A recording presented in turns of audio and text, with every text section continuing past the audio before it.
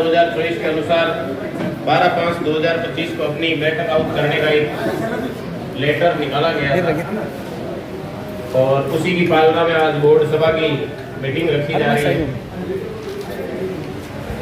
अजीब स्थिति यह है कि कोरम पूर्ति हो चुकी है, लेकिन माननीय अध्यक्ष और उपाध्यक्ष दोनों ही नजर नहीं आ रहे। तो आप में से कोई अगर उनको कॉल करके पूछ सके, बुला सके, तो मैं स्वयं कर लेता हूँ। अगर उपस्थित होवे तो उनकी अध्यक्षता में ये मीटिंग आउट की जाएगी।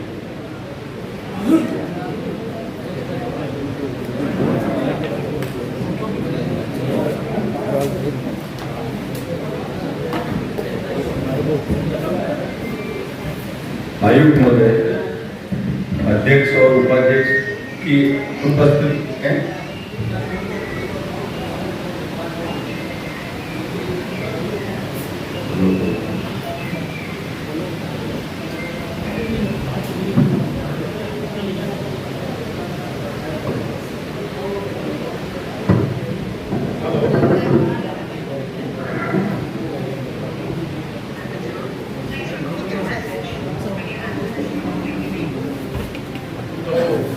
माननीय अध्यक्ष महोदय द्वारा कॉल पिक नहीं किया जा रहा। हो सकता है वो किसी कार्यवश कहीं बाहर हो और यहाँ मीटिंग करने में असफल हो।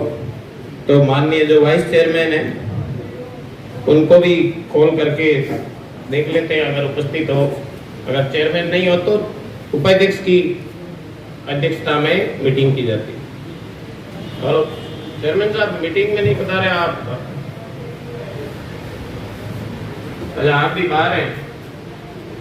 ठीक है सर, ठीक है सर, ठीक है, ठीक है। तो माननीय उपाध्यक्ष महोदय ने भी सूचित किया है कि वो भी किसी कार्यवश बाहर है। तो उसके बाद जो कार्य संचालन नियम है नगर पालिका के 2009, उसकी अगर पालना की जाए तो उसकी धारा 2 के पॉइंट नंबर 5 के अनुसार आप में से ही किसी को पीठासीन अधिकारी नियुक्त किया जाना है जो इस सभा की अध्यक्षता करेगा। तो आप जिसको भी मनोनीत करना चाहे इस सभा के पीठासीन अधिकारी के लिए, उसका नाम जिसका भी आप हस्ताक्षर करना चाहे, अमूमन जो मोस्ट सीनियर होते हैं। श्रीमान आयुक्त महोदय, नगर परिषद नागौर, अध्यक्ष उपाध्यक्ष की अनुपस्थिति में बैठक करने बाबत अधिनियम धारा 2 के बिंदु संख्या 5 व धारा 3 के तहत बिंदु संख्या 6 के अनुसार अध्यक्ष उपाध्यक्ष की अनुपस्थिति वार्ड संख्या 60 के सभ्यों को चुना गया है। इनकी अध्यक्षता में बोर्ड की बैठक चालू की जाए। जिसको भी माननीय सदस्यगण मनोनीत करते हैं तो आप सब सहमत हैं तो उनके द्वारा ये मीटिंग प्रारंभ की जाए। सहमत है सर? शायद समस्त बोर्ड के समस्त सदस्य सहमत हैं। ओम जी से निवेदन करेंगे कि वो अपनी सीट पर आसन ग्रहण करें। ओम जी सांगला।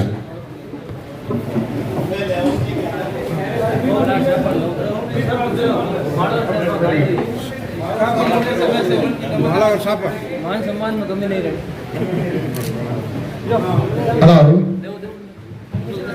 आप सभी ने इस मीटिंग की अध्यक्षता के लिए मुझे चुना गया, इसलिए आप सभी पार्षदगणों का बहुत बहुत धन्यवाद। हार्दिक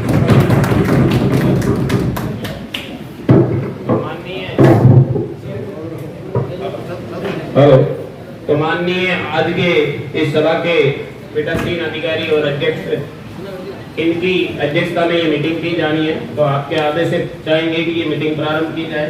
बिल्कुल ये साहब, ये मीटिंग प्रारंभ की जाए, मीटिंग को प्रारंभ की जाए जनहित के लिए। सबसे पहले मैं सभी सदस्य गणों से चाहूंगा कि जो अभी कुछ दिनों पहले भारत पाकिस्तान के बीच जो युद्ध की परिस्थितियां बनी थी, उसके अंदर बहुत सारे भारतीय वीर योद्धा जो शहीद हुए, तो सभी खड़े होकर उनकी नमन करें। 2 मिनट के लिए सब मौन रखें, तो ये उनको सच्ची श्रद्धांजलि होगी।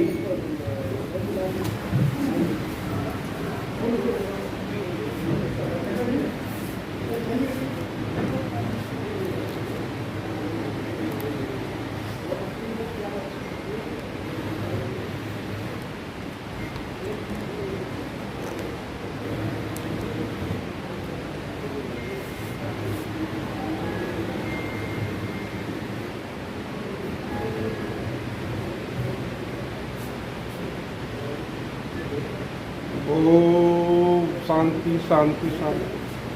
भारत माता की जय। भारत माता की जय। तो पुनः उन वीर शहीदों को नमन करते हुए इस बैठक की कार्यवाही प्रारंभ की जानी है। तो माननीय अध्यक्ष महोदय, जो एजेंडा है कुल 5 एजेंडा है और छठा जो भी और कोई भी एजेंडा आपके आज्ञा अनुसार रखा जा सकता है। तो प्रथम एजेंडा है विभिन्न विकास कार्य हैं उनके संबंध में विचार विमर्श। तो उसके संबंध में एक्शन साहब कौन कौन से विकास कार्य हैं जो वर्तमान में प्रगतिरत है उनकी सूची व उनकी डिटेल दें।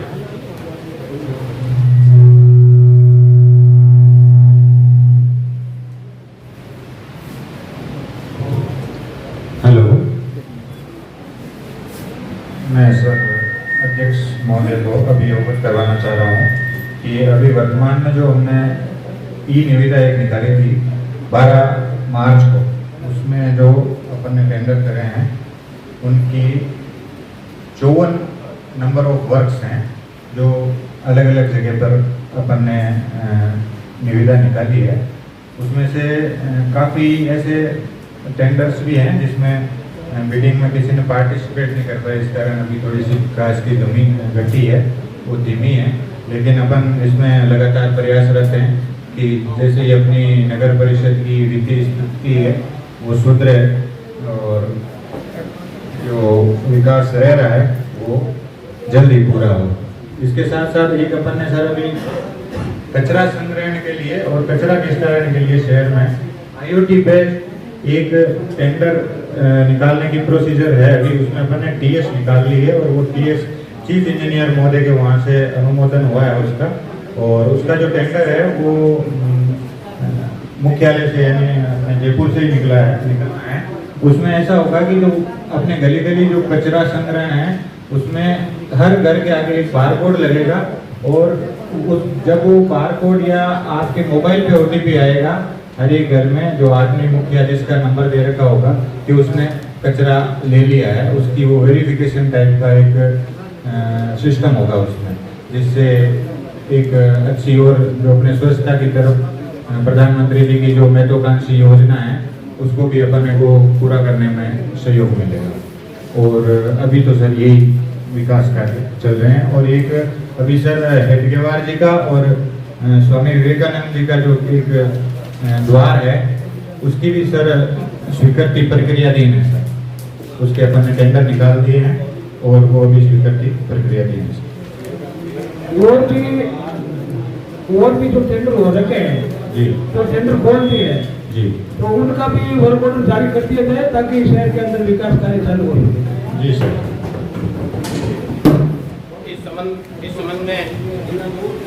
इस संबंध में निवेदन है कि पिछली मीटिंग में माननीय हेडगेवार द्वार और स्वामी विवेकानंद द्वार की आपके द्वारा अनुमति दी गई थी, तो उसके टेंडर जारी किए गए थे। उसमें से हेडगेवार द्वार का टेंडर प्रक्रिया पूर्ण हो गई और उसके कार्यादेश की स्वीकृति जो है रोकी गई थी प्रशासनिक रूप से। जो अगर बोर्ड की स्वीकृति हो तो बोर्ड की स्वीकृति से उसको जारी की जानी है। हालांकि वर्क ऑर्डर हमने जारी कर दिया है, पर उस कार्यादेश की स्वीकृति जो है वो बोर्ड द्वारा होनी है, क्योंकि पदस्थापित अध्यक्ष महोदय द्वारा अभी तक उसकी स्वीकृति जारी की नहीं गई। तो आपका अगर सभी का एक राय हो तो इसकी जो है कार्यादेश की स्वीकृति हेडगेवार द्वार की जावे और जल्दी उस कार्य को प्रारंभ किया जा सके। अगर आपकी सहमति हो तो मान लीजिए। विकास कार्य है, करना ही है सर। 6 महीना से करीब पे हो गए होंगे, ज्यादा वक्त। तो मेरा वार्ड के एक नाला का टेंडर लेके बैठे हैं। जब भी आता हूँ कहते हैं कि पैसे नहीं है, पैसे नहीं है तो ताला लगाओ इसको। जब पैसे ही नहीं है तुम्हारे पास तो ताला लगाओ। 2 साल से कह रहे हैं, एक ही बात कहता हूँ, जब भी कोई काम लेके आवे कि साहब पैसे आप दे दो, तो फिर हम पैसे देंगे तो ये नगर पालिका क्या काम किए? नगर के विकास के लिए नगर परिषद आई है, नगर का कोई काम ही नहीं हो रहा है 1.5-2 साल से। एक काम मैंने वो बता रखा है कि लोगों के घरों में पानी आ रहा है, 10 बार हमारे वार्ड का वो बंदा यहाँ पर हाजिर हो चुका है, उसने आ रहा कि ये बोल दिया कि मेरा घर आके देख लो, खोखला हो गया, लेकिन कोई नहीं सुनता। वार्ड नंबर 35 एक नाला का होया हुआ 20 लाख का टेंडर, लेकिन कोई उसको ना तो स्वीकृति मिल रही है ना कोई और हो रहा है। जो भी नाला नाली रिपेयरिंग नालों के जो भी टेंडर हो रखे हैं बराबर बाकी हो रखे हैं, वो आज बोर्ड से स्वीकृति लेके और उनको बराबर जारी कर दिया जाए ताकि शहर में विकास कार्य हो। चलो अच्छा, वार्ड नंबर 6 के लिए कह रहा हूँ कई विकास कार्य हैं जो हमने दिए, वो टेंडर के हवा में या टेंडर होने की तैयारी में है, उनको स्वीकृत कराई जाए। उसमें सड़क, नाली और विभिन्न प्रकार के कार्य हैं। एक तारे की बात आई तो मैं ये कहना चाहूँ कि वार्ड वार्ड से जितने भी साल है उसमें रोज अमूमन 30-40 यहाँ आते हैं, नागौर नगर परिषद में आते हैं, लेकिन चिलचिलाती धूप और गर्मी के कारण वो मुंह ताक करके वापस चले जाते हैं। ये जो सभापति चैम्बर का ताला है, इसको तत्काल खुलाया जाए।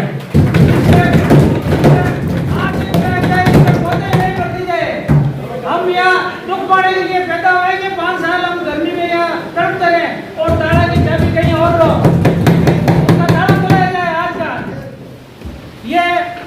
ये लोगों की गलत मानसिकता है कि उन्होंने कहा नहीं, ताकि सब दुख पाते हैं, सबको कभी कहना चाहिए। आज मेरे को मजबूर हुई है होकर ये कहना पड़ा है। धन्यवाद। बिल्कुल ये भी ले रहे हैं 5 लोग भी गर्मी में आते हैं और जो सभापति का कक्ष तो बंद रहता है, अगर ताला है तो कोर्ट में प्रस्ताव लेकर उसको तोड़ के दूसरी चाबी अपने पास करेंगे ताकि कोई भी पास होता है वो बैठ सके। ये दादागिरी नहीं चलेगी।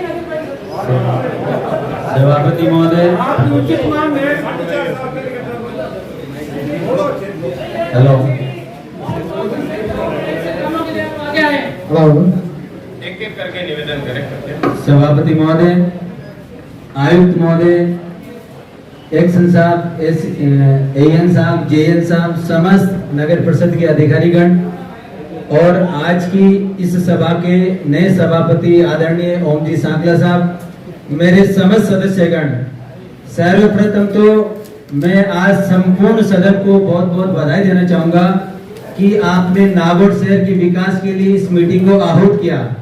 दुर्भाग्य है इस नगर परिषद नागौर का कि जब पिछले 3-4 दिनों के अंदर नागौर शहर के लिए विकास की मीटिंग को बुलाने के लिए जो एजेंडा जारी किया गया और एक लेटर जारी किया गया, उस लेटर के आधार पर माननीय सभापति महोदय द्वारा इस तरह का एक बेग एलिगेशन लगाते हुए इस मीटिंग को कैंसिल करने का प्रयास किया गया, जो इस बात को संकेत करता है कि सभापति महोदय के अंदर कितनी बड़ी भ्रष्टाचार की बू आ रही है और उनके जो भ्रष्टाचार करने के लंबे चौड़े कारनामे हैं वो मैं संपूर्ण सदन के सामने आज प्रकट करूंगा।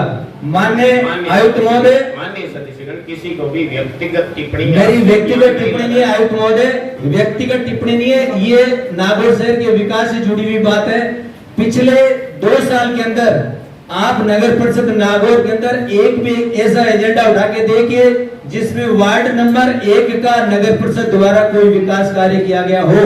इसके संबंध में मैंने सभापति को कम से कम 50 लेटर दे दिए, लेकिन उन लेटरों को डाक खाने के रूप में रखते कभी सुनवाई नहीं हुई। आज राजपूत कॉलोनी की हालात हो रही है कि वहां जो सड़कें टूटी पड़ी, आदमी पैदल नहीं जा सकता। अब मैं एक ज्ञापन लेकर आया हूं, माननीय सभापति और अध्यक्ष महोदय दोनों को दे रहा हूं मैं। ये मेरा ज्ञापन है जिसके अंदर इन समस्याओं का जो मैं आंकलन लेकर आया हूं।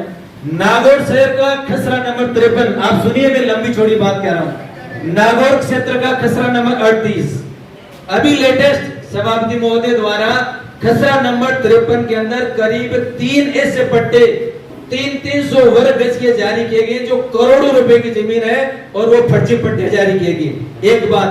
दूसरी बात, मैंने एक आवेदन के अंदर मेरा मुतालिक है कि वार्ड नंबर 1 के अंदर कृषि मंडी के पीछे गुरु जम्बेश्वर कॉलोनी जिसका खसरा नंबर 38 है, उस खसरे के अंदर 3.5 बीघा 4 बीघा जमीन नगर परिषद की है और उसपे कुछ भूमाफियों अतिक्रमियों द्वारा अतिक्रमण करने का प्रयास किया गया, जिस पर मैंने पूर्व आयुक्त महोदय के दौरान एक आवेदन दिया था जिसमें नगर परिषद का बोर्ड लगाया गया और वो बोर्ड किसी की सह के आधार पर वर्तमान जगह से हटाकर 3.5 बीघा जमीन का फिर किसी रूप से अतिक्रमण करने का प्रयास किया जा रहा है। मैंने वह मांग की थी कि उस जगह पर गुरु जम्बेश्वर कॉलोनी का एक वार्ड का जो पार्क है वो सार्वजनिक जगह पार्क बनाया जावे, वह मंदिर बनाया जावे।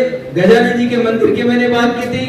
पीएचडी द्वारा वार्ड नंबर 1 के अंदर मैंने पानी की टंकी स्वीकृत कराई, उसके लिए वो सबसे सुटेबल जगह थी। उस जगह के लिए मैंने सभापति को कई बार आवेदन दिए, लेकिन आज तक उस आवेदन पे कोई विचार नहीं हुआ। माननीय सभापति महोदय की जगह आज जो हमारे नए अध्यक्ष महोदय हैं उनसे और आयुक्त महोदय से निवेदन करना चाहूंगा कि जो मैंने मुद्दे उठाए हैं वो शहर के विकास के मुद्दे हैं, वार्ड के विकास के मुद्दे हैं, उन मुद्दों को आप प्राथमिकता में लेकर आज के एजेंडे में शामिल किया जावे।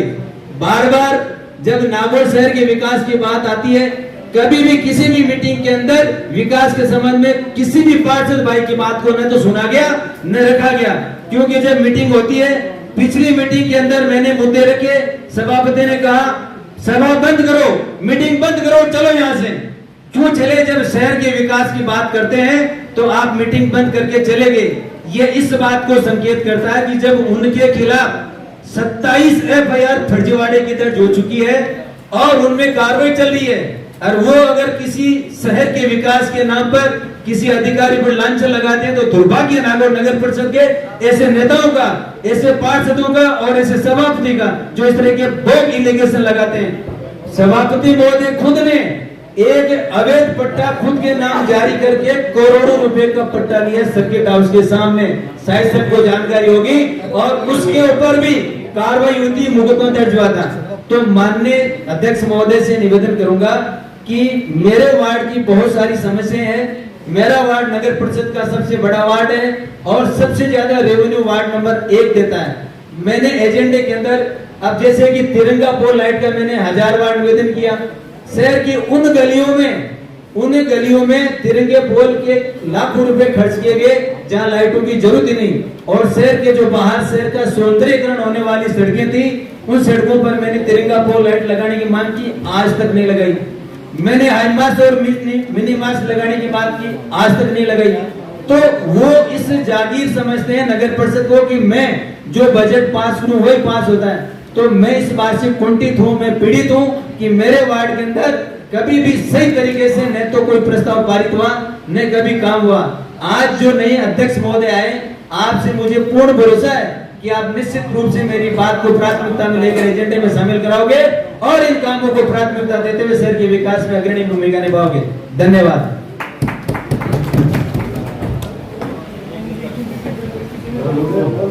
तो जो भी विकास कार्य थे वो 54 उनकी सूची आपको बता दी, वो 54 कार्य जिनका टेंडर हो गया, तो उनकी पूर्वोत्तर या जो भी अनुमति आपके द्वारा दी जानी है उसमें आप सब सहमत हो तो ये सभी कार्य जिनके टेंडर है करवाए जाए।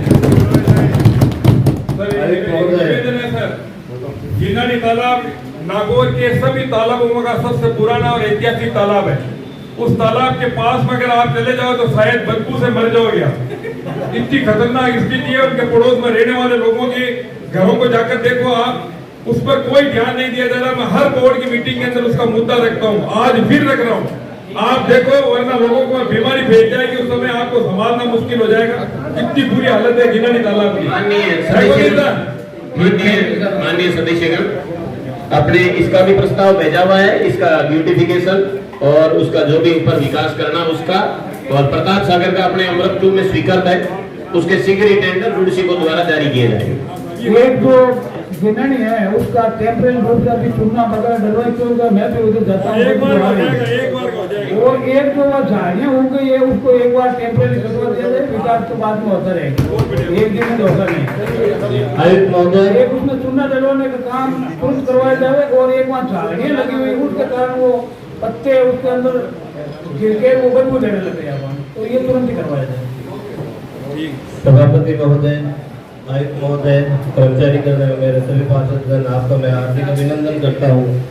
और ऑपरेशन सिंदूर से भारत की तीनों सेनाओं के सेना प्रमुख और भारत सरकार द्वारा जो दुश्मन देश पर आक्रमण करके मात्र 23 मिनट के अंदर चाइना के डिफेंस सिस्टम को तोड़ करके भारत ने आतंकियों के 9 ठिकानों को ध्वस्त किया।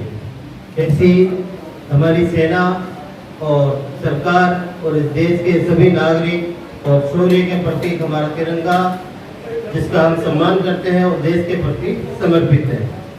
अब दूसरी बात, आज की मीटिंग को लेकर के सभापति द्वारा जब कल एक अपना पत्र जारी किया गया, उन्होंने आयुक्त महोदय के पत्र को खुला चैलेंज किया कि ये जो मैं अब लेटर निकाल रही हूँ ये वैध है, जबकि इस तरीके का नियम उनके पास, उन्होंने शायद नहीं पढ़ा होगा कि अधिनियम 2009 के अंदर किसी भी सभापति के अगर वो नगर परिषद के लेटर पैड पर अगर निकालते हैं कोई भी आदेश, तो वो आयुक्त महोदय या नगर परिषद के किसी भी उच्च अधिकारी के सिग्नेचर के बिना वो वैध नहीं होता।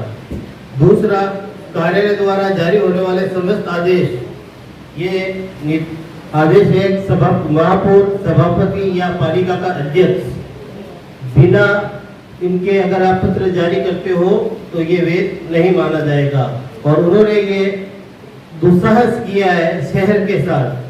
4 साल में वो विकास तो नहीं कर पाई और सभी कर्मचारी और पार्षद मेन रूप से ये अभी मांग कर रहे थे कि उनका ऑफिस लोग रहता है, तो उनका वो ना तो शहर में आकर जागने का साहस दिखाती है और ना ही नगर परिषद कार्यालय में आती है। जनता जाए तो जाएगा। अगर वो आयुक्त महोदय पर आरोप लगाती है तो उन्हें समझना चाहिए कि आयुक्त महोदय सरकार के उच्च अधिकारी हैं और उनको सरकारी कार्यालय से अंदर बाहर रहना पड़ता है। तो ये जिम्मेदारी उनकी बनती है कि मैं शहर के विकास को एक ऐसा रूप दूं जिससे एक मिसाल कायम कर सके कि हमने अपने देश के लिए भागीदारी निभाई है। शहर में विकास करना, देश में भागीदारी निभाना और देश को मजबूत बनाकर विश्व गुरु की तरह अग्रसर होना, ये हमारे लिए एक सम्मान की बात होती है। लेकिन जब हम अपने ही घर में अगर इस तरीके से कुंठित है तो फिर हम इस पूरे विश्व में विश्व गुरु की ओर अग्रसर होना जो चाहते हैं वो कैसे पूरा होगा।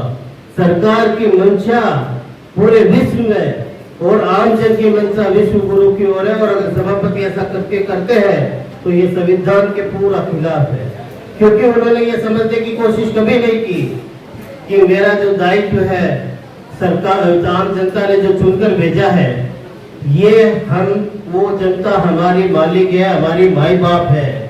अगर हम अपने प्रतिनिधित्व करते हैं और हमारे अंदर ये सलाहियत नहीं है कि हम उन जनता का प्रतिनिधित्व ईमानदारी से आकर यहाँ न कर सके, तो हमें उस पद पर रहने का अधिकार नहीं है।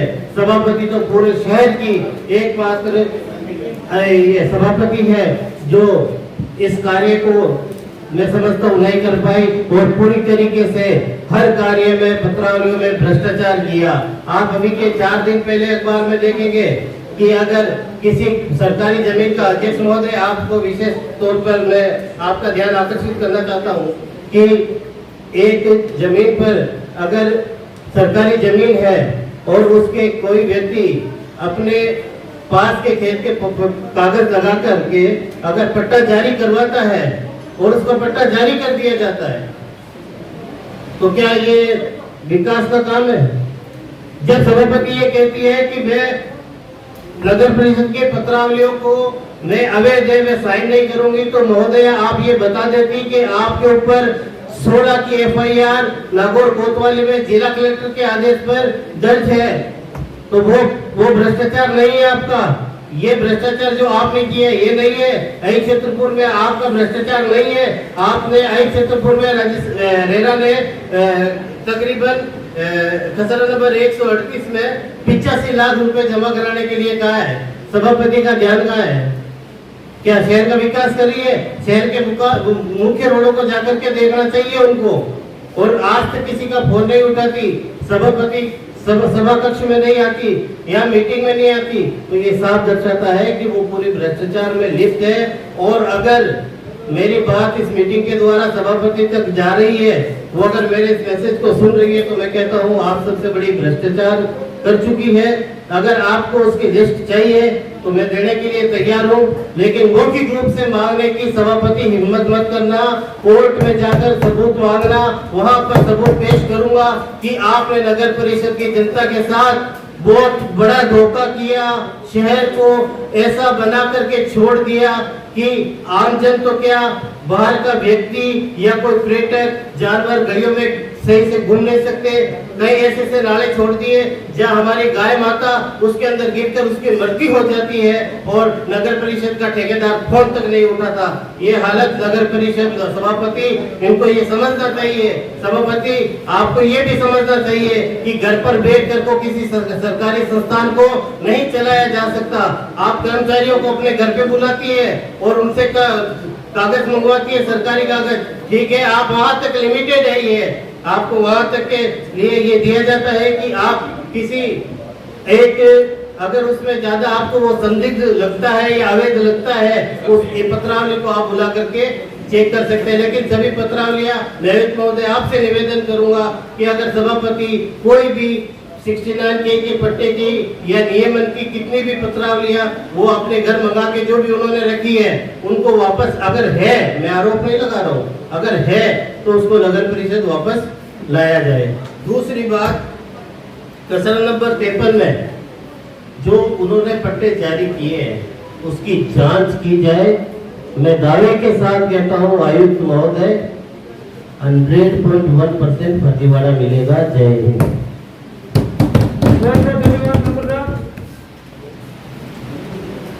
प्रथम एजेंडा के बाद जो दूसरा एजेंडा है उसके अंदर जो भूमि निष्पादन नियम के जो पट्टे होते हैं उसके अंदर भूमि नियमन, कृषि भूमि नियमन, 69K के जो भी आवासीय और व्यावसायिक पट्टे होते हैं उनकी स्वीकृति बोर्ड द्वारा की जानी है। तो आप सभी को इसकी सूची प्रेषित कर दी गई है। इसके अंदर जो पहला ही पट्टा है श्री जैन श्वेतांबर जो तथागत उपासना है मणिभद्र, उसके 2 पट्टे बाकी है। एक तो 30 वर्ग गज का, एक 1113 वर्ग गज का है। मैं निवेदन करना चाहूंगा कि इस 1113 गज के जो पट्टा है इसके अंदर लगभग उनके नियमन की राशि 15 लाख रुपए जमा हुई है और उसके उपरांत भी अभी भी वो पट्टा जारी होने से बाकी है। तो आप सभी की अगर स्वीकृति हो तो वो पट्टा शीघ्र ही जारी किया जाकर किसी मंदिर को अनुग्रहित कराया जा सके। आयुक्त महोदय, अब ये जो पत्रावलियों की संख्या दी गई है, अगर इनमें कोई भी जिसका हमारी नगर परिषद को स्वामित्व प्राप्त है और अंगूर कैचमेंट जिसमें ये किसी भी श्रेणी में अगर नहीं आता है और इसको देने योग्य है तो उसको दे दिया जाए। अगर इसमें विधि विरुद्ध है तो उसको रोका जाए। ये वही पत्रावलियां हैं जिनकी सबके नियमानुसार जांच की गई, मौका रिपोर्ट की गई, उसके उपरांत राशि जमा की गई। सभी पत्रावलियों में राशि जमा हुए लगभग 2 महीने हो गए हैं। उन पत्रावलियों के पट्टे अनिश्चित कारणों से पता नहीं क्यों रोके जा रहे हैं। तो अगर बोर्ड उसकी स्वीकृति दे तो ये सभी लगभग 25 पट्टे तो ये है 69K के। इसके अंदर 24 नंबर पर है जो दिनेश कोटलिया पुत्र जगराम कोटलिया, ये एक नियमन का पट्टा है और एक जो मंदिर का था पहला ही, ये 2 नियमन के पट्टे हैं। इसके अलावा जो 5 पत्रावलियों के और जिसकी सूची आप तक नहीं पहुंची होगी वो अभी दिए, जिनके भी पैसे जमा हो चुके लेकिन अभी जारी नहीं हुए तो वो बोर्ड से स्वीकृति की जानी है। उसके अंदर एक जो है मुकेश शर्मा सनोप मोदीराम शर्मा और उसके साथ रघुवीर सनोप राजेश भाटी, ये ज्वाइंट पट्टा है। एक गेवरचंद सनोप मदन लाल, ये भी 69K का पट्टा है। सोनी वाइफ ऑफ गेवरचंद, अशोक सनोप भंवरलाल और बजरंग सनोप गंगाराम सांगला। तो ये वो पट्टे हैं जिनकी राशि जमा हो चुकी है और पट्टे जारी किए जाने। तो इसकी स्वीकृति अगर बोर्ड से हो तो ये सभी पट्टे स्वीकृति की जानी उचित है। तो अगर आप बोर्ड के सदस्यों से निवेदन है, एक माली समाज का वो प्रस्ताव लास्ट मीटिंग में ले रखा है तो वो भी नहीं हुआ, इसमें देखो ना, अगर ऐसा भी कोई है तो बच्चा दिए ना प्रस्ताव इसमें क्या है माली समाज का। अगर कोई हमारे समाज का प्रस्ताव लास्ट मीटिंग में लिया गया था, लेकिन इसके अलावा एक दूसरी सूची आप लोगों के पास है जो माननीय अध्यक्ष महोदय द्वारा ही दी गई थी, और जैन समाज के पट्टे जिनको भी अभी तक माननीय अध्यक्ष महोदय द्वारा रोका हुआ है। तो ये दूसरी सूची है जिसके अंदर नूरुद्दीन अंसारी पुत्र मसलुद्दीन अंसारी, जैन श्वेतांबर खरगंज श्री संघ, और ये जैन श्वेतांबर के इसके अंदर 4, 5, 6 पट्टे हैं। ये सारे जैन श्वेतांबर मंदिरों के पट्टे हैं जिनको दिए जाने, और नियमानुसार इन्होंने जो भी राशि 69 के जमा होनी है वो सब जमा करा देंगे। और 11 नंबर से जो है ओसवाल की न्यात है, और 12 नंबर है सुमित पुत्र अर्जुनलाल चौरड़िया, 13 नंबर है सुरेश कुमार दोषी पुत्र स्वर्गीय तेजराज दोषी, श्रीमती संतोष देवी पत्नी अर्जुनमल चौरड़िया, मुकेश सुराणा पुत्र रिकम चंद सुराणा, हनुमान जैन पुत्र करणीचंद जैन, करणीदान जैन पुत्र श्री स्वर्गीय हीरालाल, करणीदान जैन पुत्र स्वर्गीय श्री हीरालाल जैन, राजेश चौधरी, प्रदीप कुमार चौधरी व विजय चौधरी पुत्रगण रतनचंद चौधरी, श्रीमती विमला कुमारी पत्नी मदनलाल जैन, और एक और ये राजेश चौधरी वगैरह के जो 49 वर्ग है। इन सब की सूची आपको उपस्थित करा दी गई है। अगर आप सब सहमत हो तो ये सभी पट्टे शीघ्र जारी किए जा सके। पट्टों की राशि जमा हो गई और वो प्रतिबंधित क्षेत्र में नहीं है, आपकी स्वीकृति हो तो उनके सबके पट्टे जारी ये साथ कर सकते हैं। क्या आप सबकी स्वीकृति है? आयुक्त महोदय, ये जो 25 पत्रावली ये सूची जो दी है, इसके अलावा और भी पत्रावली है या सिर्फ यही है? यही जो बोर्ड स्वीकृति देगा वही पट्टे जारी होंगे। इसमें आपको पहली 25 की लिखी, 25 के पीछे वो 5 पत्रावलियां जो त्रुटिवश नहीं लिखी गई थी उनकी भी मैंने आपको बता दिया है। उसके अंदर बताया था आपको मुकेश शर्मा पुत्र मोतीलाल शर्मा, ये 69 के पट्टे, गेवरचंद पुत्र मदनलाल, सोनी वाइफ ऑफ गेवरचंद, अशोक पुत्र सन ऑफ भंवरलाल, और बजरंग सन ऑफ गंगाराम सांगला। ये 5 आपकी सूची में नहीं होंगे साहिब, नहीं, तो ये सब पट्टे जारी किए जाने। गेम में ये सब जितने भी पट्टों की राशि जमा हो चुकी है उनके पट्टे जारी कर दिए जाए। ये क्या बोर्ड आप सबकी स्वीकृति है? स्वीकृति है कि जितने भी किसी के भी गुजर के में नियमन में चिट्ठी में उसकी अमाउंट राशि जमा हो चुकी है उनको क्या पट्टे दे दिए जाए? आपत्ति है ही नहीं, किसी को पट्टा देना नहीं, किसी को आपत्ति होगी तो ये सब जो भी जिसकी राशि जमा हो चुकी है उनको पट्टे आप दे दिए जाए। उसमें मैंने भी आपको इसके अलावा एक सूची आपके पास कृषि भूमि की पत्रावलियों की है। ये लगभग 76 पत्रावलियां हैं जिनके सब में पैसे जमा हो चुके, यानी कृषि भूमि का प्लॉट होता है किसी अप्रूव्ड कॉलोनी का जिसकी राशि जमा हो गई और अभी तक वो पट्टे जारी नहीं हुए। तो अगर बोर्ड की स्वीकृति हो तो वो पट्टे शीघ्र जारी किए जा सके। तो ये सूची भी आप सब लोगों के पास उपलब्ध है। और एक सूची आपको एक लेआउट अप्रूवल की दी गई है।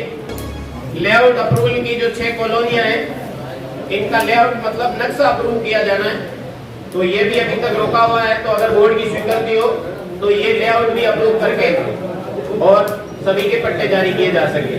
तो ये 6 जो भी है आपके सामने है, जुगल सिंह पुत्र मोहन सिंह, रेखा हंसराज, फातिमा उमर, मोहम्मद आरिफ उमर, मोहम्मद शरीफ, मोहम्मद उमर, पूनम चंद, गंगा विशन, बमोरी देवी पूनम चंद, शंकरलाल मोलाराम। तो ये इनके सामने इनका क्षेत्रफल लिखा है। ये सब कॉलोनियां हैं, कृषि भूमि की है ना जी, कृषि भूमि। क्या सब में सहमति है? अध्यक्ष महोदय, अगर इसमें किसी को भी किसी प्रकार की आपत्ति हो कोई किसी को आपत्ति तो नहीं है ना इसमें? जिसको आपत्ति है वो हाथ खड़ा कर ले। ये बोल के माइक पर। अध्यक्ष महोदय, दुर्भाग्य तो इस बात का है कि जो कृषि भूमि के पट्टों की बात आप कर रहे हो, एक तरफ तो अवैध पट्टों के अवैध जमीन के सभापति पट्टे जारी कर देते हैं और एक तरफ कृषि भूमि के पट्टे जारी नहीं होते हैं। दुर्भाग्य इस बात का है कि एक मेरा भी पट्टा है कृषि भूमि का, मैंने भी कॉलोनी में प्लॉट ले रखा है, मेरे पैसे जमा हो रखे हैं, लेकिन 4 साल में मुझे पट्टा नहीं दिया गया और उसमें भी पट्टा रोका गया है। तो मेरी भी पत्रावली आप मंगवा लीजिए, देख लीजिए कि मुझे पट्टा क्यों नहीं दिया जा रहा है। और मेरी कृषि भूमि का पट्टा है, मेरी कॉलोनी में मेरा प्लॉट लिया हुआ है। ऐसे ज्यादा मैं आपसे क्या निवेदन करूं, तो मेरे नाम का पट्टा है वो भी मंगवा कर उसको वो भी पट्टा जारी किया जाए। एक निवेदन है, एक ये कर्मचारियों का हाँ दूसरा मैं निवेदन ये करना था सर, मकबूल साहब एक मिनट। चलो बाद में कर लेंगे। नहीं एक बोल दो, गोविंद जी बोल दो, गोविंद बोल दो। दूसरा अध्यक्ष महोदय, दूसरा मैं एक ये निवेदन कर रहा था कि राजस्थान सरकार द्वारा एक लेटर जारी हो रखा है उप निदेशक क्षेत्रीय स्थानीय निकाय अजमेर से।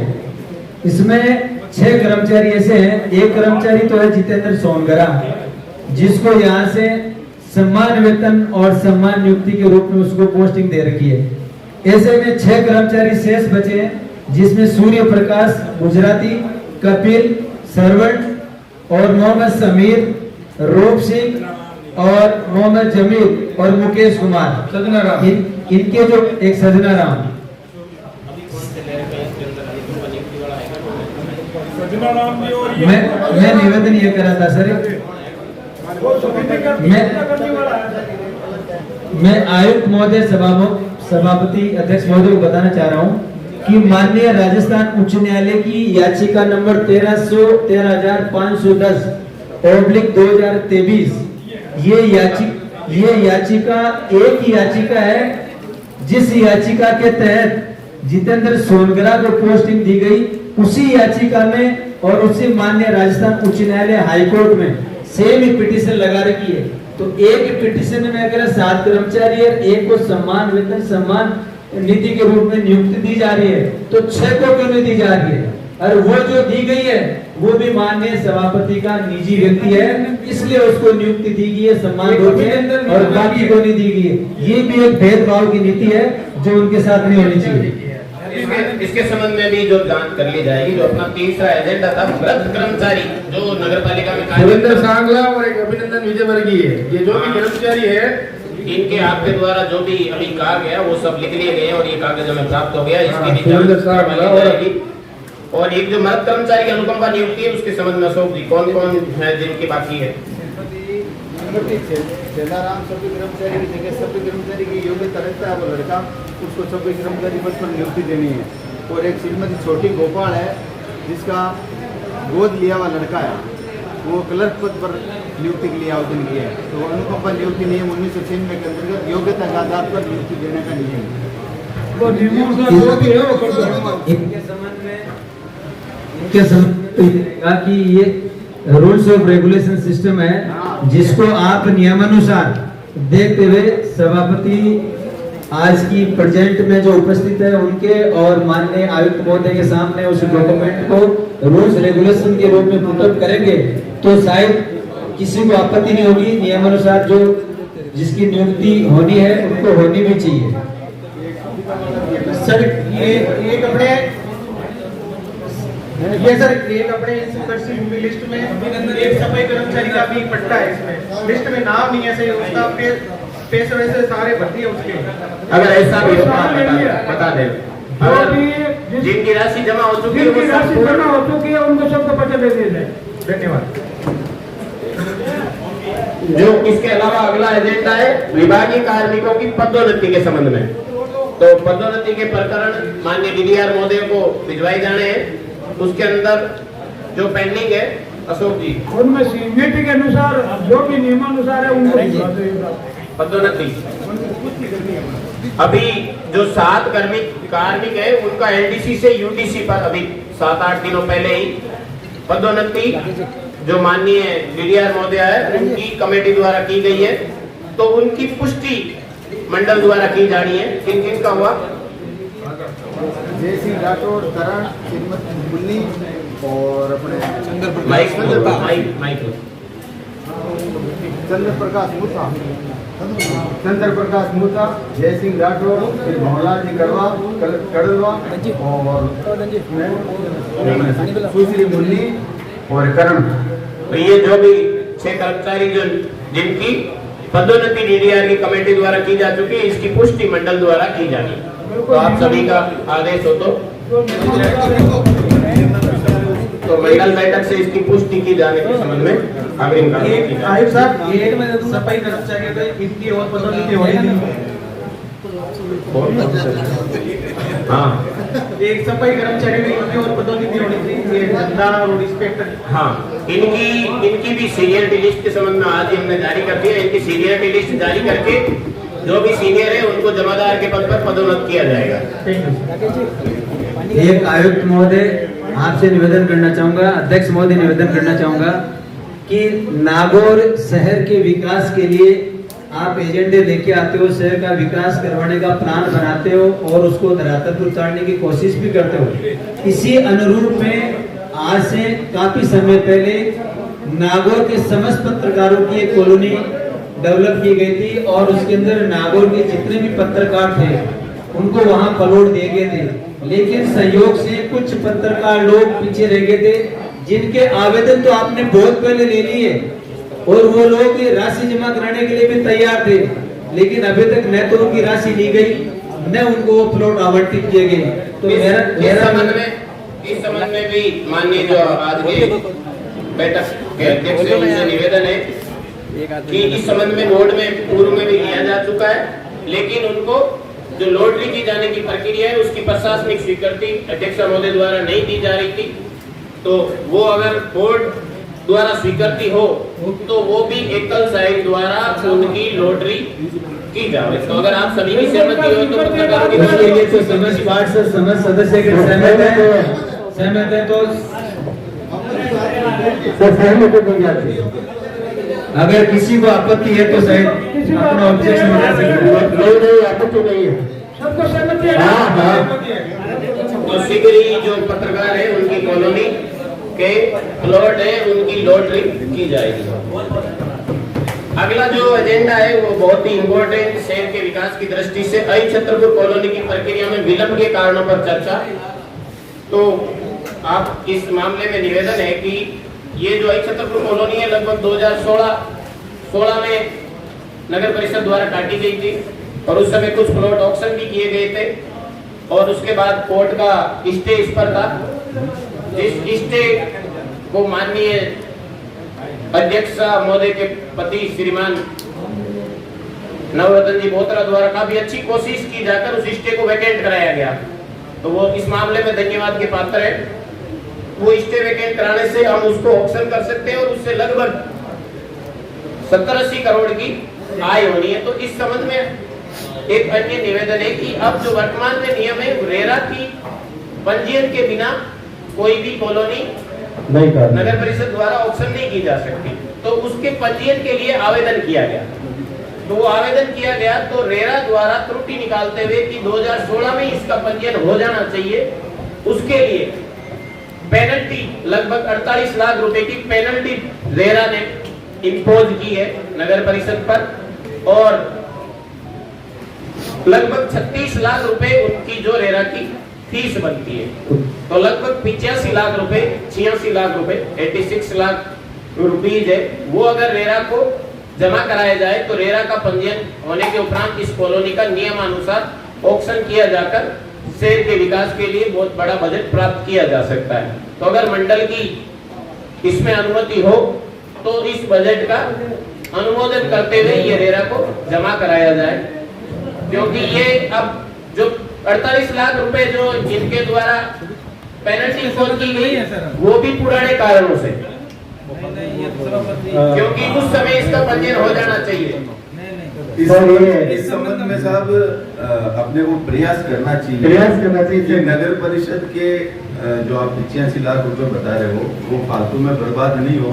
उस संबंध में अपने को कोर्ट में जाना चाहिए, रेरा के जो लेटर है उसको चुनौती देनी चाहिए। तो कैसे भी करके नगर परिषद की वैसे भी हालत बहुत ज्यादा खस्ता है और यहाँ से पैसों की तो बहुत ज्यादा तंगी है और अपन सामने अगर देखिए काम करवाएं, लीगल काम है वो लीगल प्रोसेस से कोर्ट जाएं और ये बिना फालतू के जो खर्चे हैं वो नहीं होने। वो बोर्ड की स्वीकृति अनुसार है, बोर्ड अगर स्वीकृति देता है पेनल्टी जमा कराने की तो पेनल्टी जमा करा दी जाएगी।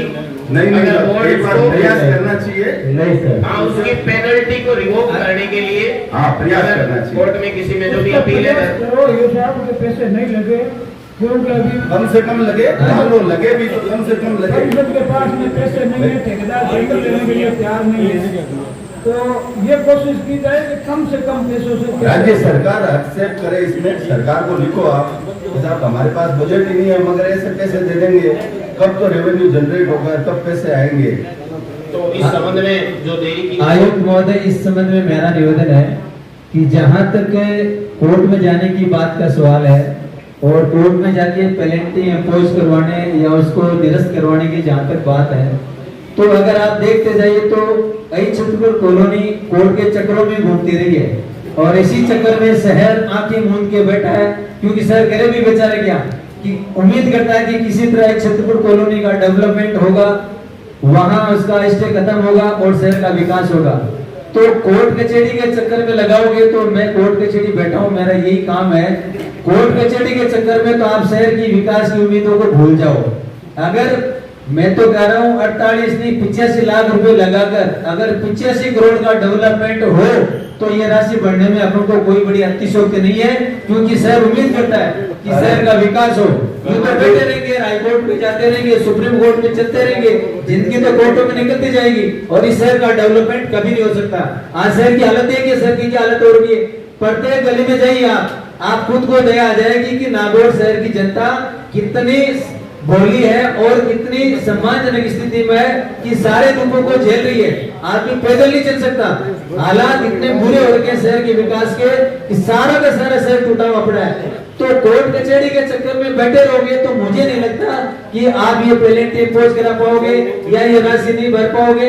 राशि भरकर मैं तो कह रहा हूँ 1 करोड़ भी भरकर 85 करोड़ का विकास होता है तो नागौर शहर के विकास के लिए फायदेमंद होगा, नागौर शहर की जनता के लिए फायदेमंद होगा।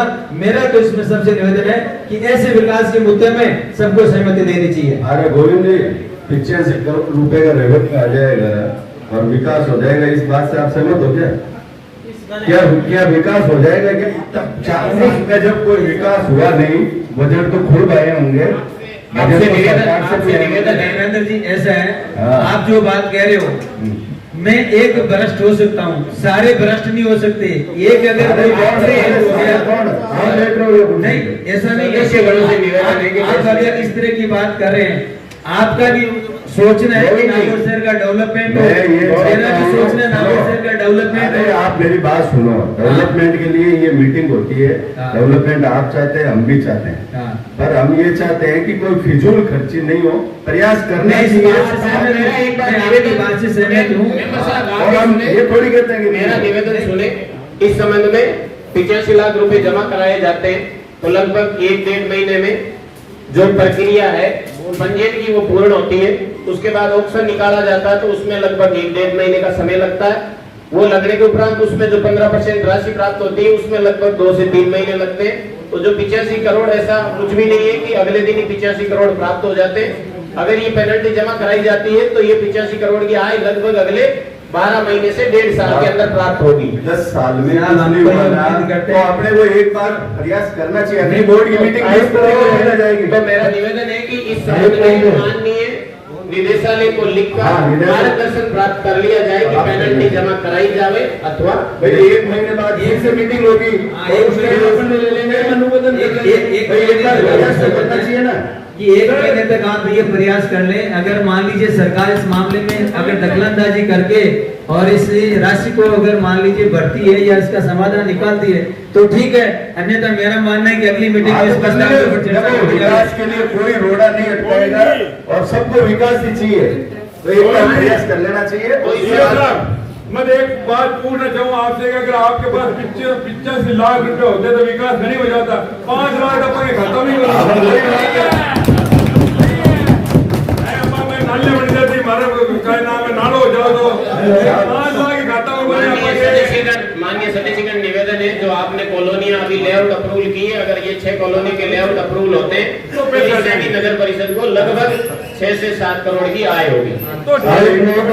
एक और निवेदन है मेरा कि अब जो ये जितने भी राजस्व वसूली होगी नगर परिषद में जो आय होगी, शहर में आगामी दिनों में बरसात का मौसम आने वाला है, शहर की हालत बहुत ज्यादा खस्ता है। रोडों के ऊपर रोज अखबारों के माध्यम से भी आप देख रहे हैं कि सीवरेज के ढक्कन खुले पड़े हैं, खड्डे पड़े हैं, लोग गिर रहे हैं। अभी गांधी चौक में एक दुर्घटना हुई थी महिला के साथ। तो जो भी ये पैसा है, सबसे पहले जो मोस्ट इम्पोर्टेंट जो चीजें हैं उनको पहले दुरुस्त कराया जाए। भाई हमें भी पता है कि एक साथ आप पूरे शहर का विकास नहीं कर पाओगे, पर जो जो चीजें जरूरी है जहाँ बहुत ज्यादा इस संबंध में निवेदन है कि हमारे द्वारा इस संबंध में जो बारिश के सीजन से पूर्व नालों की सफाई का टेंडर जारी किया गया था, उसकी स्वीकृति भी माननीय अध्यक्ष महोदय द्वारा नहीं की गई थी। तो हमने इसका अल्टरनेटिव निकाला कि हमारे सभी कर्मचारियों को जोन बनाकर बांटा और उनके द्वारा पूरी कोशिश की। 10-15 दिन बाद में तो शुरू हो जाएगा ये, वो थोड़ा भी गए एक की सफाई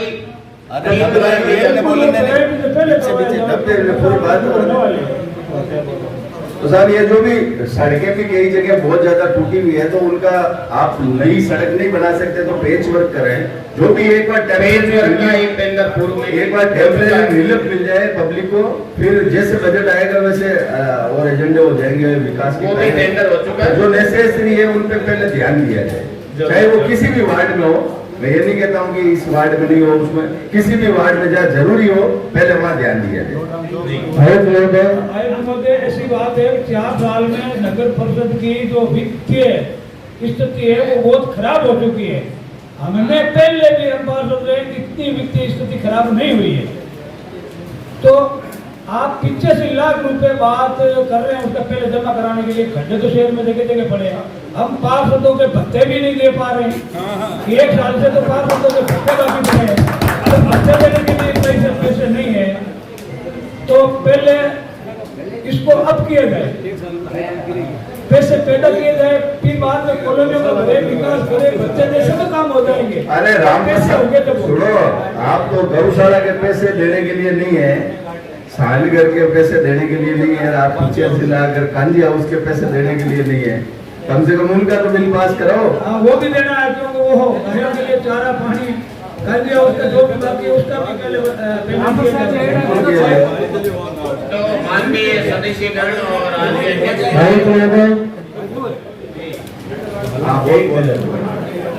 सर पिछले जब 4 साल में जो बजट पारित किया गया है, हर बार हर साल अरबों रुपए के अक्षरों में बजट पारित किया गया है, जो आईना पूरे शहर को दिखाया गया है, मगर उस आईने में हकीकत नहीं थी, क्योंकि उसके पीछे भ्रष्टाचार खड़ा था।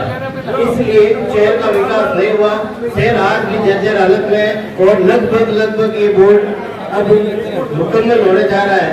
तो मैं इस पूरे शहर से, मैं अपनी ओर से इस पूरे शहर से मैं माफी मांगता हूँ कि हम आपकी उम्मीदों पर खरा नहीं उतर पाए, क्योंकि हमें भ्रष्ट सभापति मिला, इसलिए हम आपसे माफी चाहते हैं। और हम प्रतिनिधित्व जिस चीज का करते हैं उस चीज में भी हम आपके लिए लड़ते रहे, हर बार लड़े, लेकिन हम पर मुकदमे भी किए गए सभापति द्वारा, और हम पर हर तरीके से हमें विकास के कार्य में वंचित रखा। तो मैं पूरे शहर से, अपने निजी स्तर पर पूरे शहर से माफी मांगना चाहता हूँ। और दूसरी बात, खसरा नंबर 138 में जो भूखंड नीलामी हुई है, उसमें जो आय हुई है, क्या उसका आंकड़ा बताया जा सकता है कि खसरा नंबर 138 में हमें आय कितनी हुई है? उसमें 2 जो इंदास रोड है उसकी बात कर रहे हैं, तो उसमें 2 करोड़ 14 लाख की आय हुई है, और उसमें जो भी 15% राशि है वो जमा हुई है। आगे की कार्रवाई प्रक्रिया भी सर, इसको भी जल्द से जल्द पूरा करेंगे तो आने वाले कम से कम ये जो बरसात का मौसम आ रहा है, सीजनल जो भी आ रहा है, तो इसके लिए बेहतर कार्य कर सकते हैं। तो इसको भी मैं चाहूंगा कि सर जल्द से जल्द पूरा करें, जो भी इस संबंध में डिमांड नोटिस, ताकि किसी भी डिजास्टर का सामना न करना पड़े। धन्यवाद। समय खत्म होगा, 2 बार बोल लिया, एक बार नंबर 2 ला हुआ है। आज ओनली बात निकली बनी, ओनली धागी बात आज निकली बनी है। आप भी अपना विचार रखेगा। आपकी जो मन की तमन्ना थी काफी समय से वो पूरी हो गई। आपकी जो तमन्ना थी उसके लिए आपने भी है, आपके द्वारा जो भी विकास के एजेंडे थे, जो भी जनहित के अंदर आज एजेंडे में रखा गया, आपने उन सब की स्वीकृति दी, इसलिए आपको बहुत बहुत धन्यवाद। मैं समझता हूँ आज से नागौर शहर का विकास स्टार्ट हो जाएगा। अध्यक्ष मिलने सभी सदस्यगण और माननीय सभापति आज की बैठक के धन्यवाद। बैठक की घोषणा की जाती है। धन्यवाद।